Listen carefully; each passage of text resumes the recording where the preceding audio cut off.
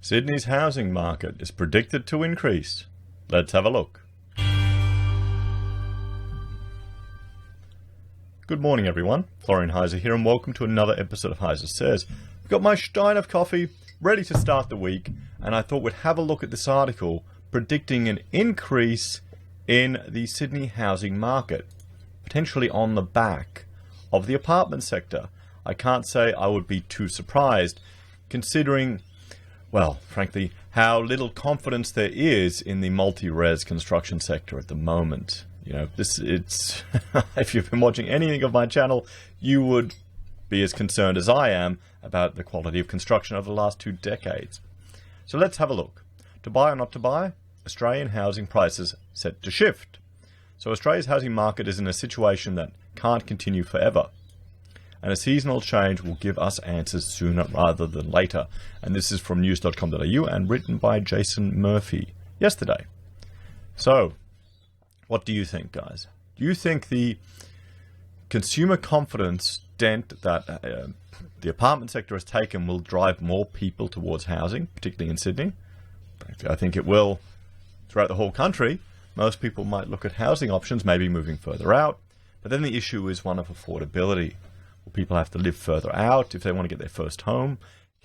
Or take an insane mortgage? You know, now with record low interest rates and APRA changing their terms and conditions, maybe people are going to be stuck into a greater amount of debt.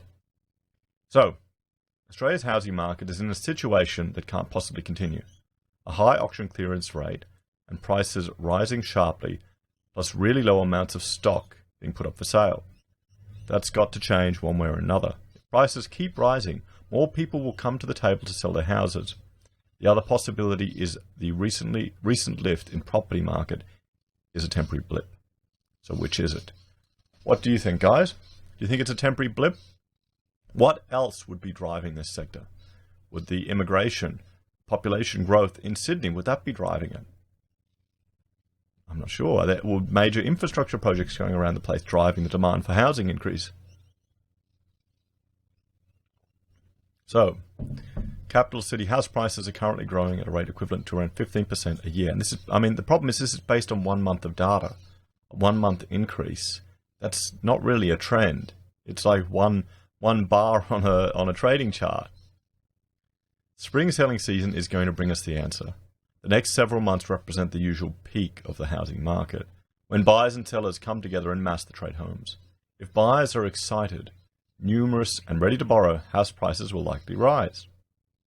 If sellers are excited, numerous and in a hurry to sell, then house prices could level off again or begin to fall. One theory is the weak state of the economy will soon take a hold in the housing market and buyers will get nervous. Well, yes, that's what I would argue, that as more people start to contemplate the challenges that our economy is facing on a broader scale, or it starts to hit home, they're going to be less willing to lock away that debt or risk everything on a home, or maybe go a cheaper option. Australia's economy is in a precarious position. Yes, you can point to things that are going well. Exports are strong. Well, iron ore exports are strong, but that's based on disasters beyond our control. The federal budget has spare spending capacity. That's the exact same thing.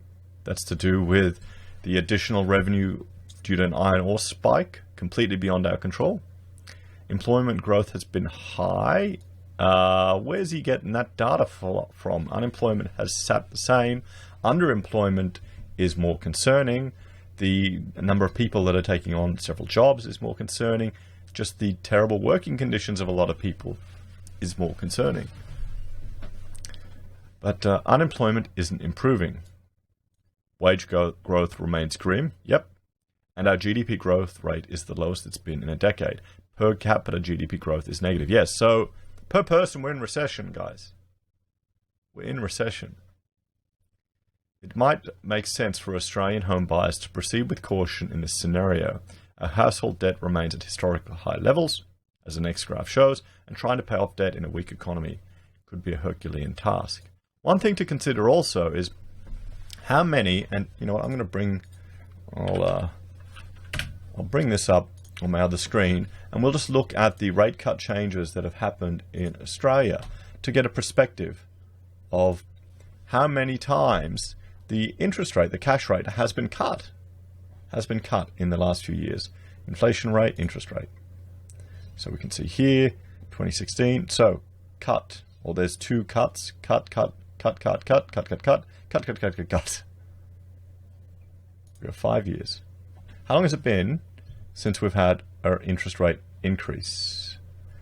Then, right there, where's that? 2011? So we have not had an increase in interest rates in nearly a decade, or in 7 years. So what does that tell you about our modern monetary policy, guys? So it's a concerning trend. It's a concerning trend. I mean, this is being used to stimulate the economy, or attempted to be used to stimulate the economy. It's going to be less effective the lower rates get. Because if you've got a mortgage, now's the time to decimate it, to just decimate it. My strategy is my new trick is every day $10 off the mortgage, just every day. Just send it. Just get in that habit, because that's on your daily. If you calculate what your daily interest is, that's a fair chunk of the portion of daily interest on a $400,000 mortgage. Just chipping away at it. That's 2 coffees. That's a what is it? Toast and Avo smash that are keeping all the millennials out of housing. Actually, no. Honestly, that a toast and Avo smash is probably more expensive than that now. It's probably closer to $20. But that's the thing. They've been cutting for years, and they're running out of steam. So here's housing prices, and here's household debt. So there you go. Household debt is very high. And look at housing prices. Ratio to household disposable income. That's crazy. So it sure doesn't feel like there's a lot of room for house prices to go up another 20%, not while wage growth remains barely above inflation. If buyers think like this, the property market could soon revert to weakness. Exactly. What's going to be driving the price increase? Previously, I would argue a substantial portion of it has been foreign investment, particularly in the apartment sector. You look back at the rate of foreign investment as a proportion of approved home approvals, and it's insane. It was over 90% in 2016. So, yeah. On the other hand, going off gut feelings about what the property market should do is a good way to be wrong. Well, yes, the market can remain irrational longer than you can remain solvent. That's the problem. That's the problem. We saw that over the last few days, where, the price of silver spiked up from a drop due to the non-farm payroll data released, and then when their Reserve Bank governor, or the alternative, Powell, made a statement, it shot back down again. It's just saying the same thing that had been said a few hours ago. So the market, maybe it's just because I'm starting to pay more attention to it. It seems very twitchy at the moment. People are responding, just the signs. I mean, come on, Twitter is cutting billions or millions of dollars from the share market. So, it's a funny world we're living in, isn't it? It really is a funny world we're living in. So, back to the article. Yes, household debt has already gone up. But the thing about up is there's always more of it available. That can keep going up for quite some time. Well, yes, how much are people willing to just consume? How much they're willing to take? Especially when you look at the policy settings Australia has recently adopted. 2 systematic factors have just changed that will make it easier for prospective home buyers to borrow big bucks for a house. The first change is to do with lending policies. During the house price slip and slide of the last 2 years, several lending rules were changed. Relevant to higher house prices is the rule that banks have to assess borrowers' ability to pay back loans assuming an interest rate of at least 7%. Now banks can use their own assessment threshold, which should make it easier for some borrowers to get their hands on bigger loans. So, didn't we just have a royal commission into the banking sector, and there were a whole lot of issues with banks just throwing money out like candy? And now this change has happened. What's the point of the Royal Commission? Oh, wait a minute. Yes, that was to attack the mortgage broking sector and improve the share prices of the banks. Of course. Silly me. What was I thinking? The second big change is in interest rates. In the last few months, the RBA cut interest rates from 1.5% to 1%, as the graph below shows. The market expects them to keep on going, maybe all the way down to 0.25%. The cuts have already translated into much lower mortgage rates. You can now find advertised mortgage interest rates below 3%.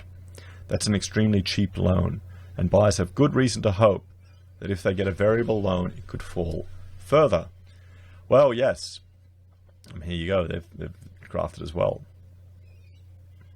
So 2009. Yeah, well, 2009. Where was it? Right here, about 2010. Oh, yeah, 2010. Beautiful graph. Tracing you did there, Florian, you know. It's hyper accurate here at Heise says. By the way, if you already have a home loan, please ring the bank and get a new lower rate. Yes, there you go. If they won't budge, refinance it. You're going to save a fortune. And if you spend that extra money at the shops, the economy could potentially begin to recover, which is, after all, the whole point of the interest rate cuts. Well, yeah. Yep. Spend it on things you need to. You know, repairs, maintenance, your property. We've decided we're going to do the first stage of our bathroom renovation, which we've been putting off for a while. It's getting to the point now where it's terrible. I'm thinking of getting a GoPro or something to just set it up in the corner and film the work as we do it to put some things together. You know, I'm sure a lot of tradies would love to see an architect struggle on the tools. But, you know, it's all fun and games. Let me know, guys, in the comments if you've got...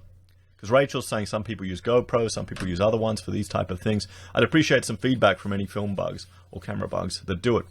Because I've just been using my phone to record our time lapses. So it could be wrong to assess the housing market without considering these two policy changes. Changes that should make buyers feel they can afford a property more easily. They suggest buyers could come flooding back, and that sellers with confidence to put their homes on the market this spring will find buyers to be ebullient. So spring. That is why the spring selling season is so important. The number of houses for sale usually peaks in spring, with the busiest weekend of the year for house sales usually found in October or November. Relatively few homes were auctioned last year when the real estate news was so bleak. It felt like homes that were open for inspection were mostly deceased estates. Ooh. If people were able to avoid selling, they did. After enough time, that pent-up desire to sell has to be released. But the big release has not happened yet. At the moment, the number of houses for sale is even fewer than last year. There were 1,605 houses for sale last weekend, down from 1,784 the same weekend in 2018, according to CoreLogic data. As a result of this mismatch of seller caution and buyer enthusiasm, clearance rates are now much higher, 78.9% in Sydney compared to 53.8% this time last year. And that is a fantastic point that Jason makes there.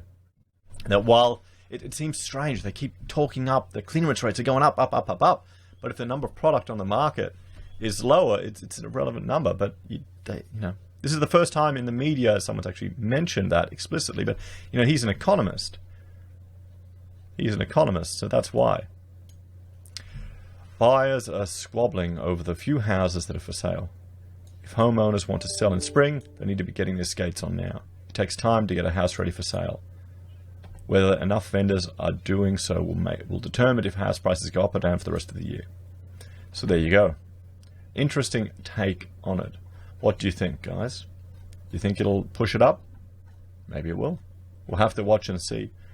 I want to keep looking at the clearance rates every month or every weekend just to see how it goes. Anyway, thank you all for watching. Like, share, and subscribe, and I'll see you all next time. Have a great day.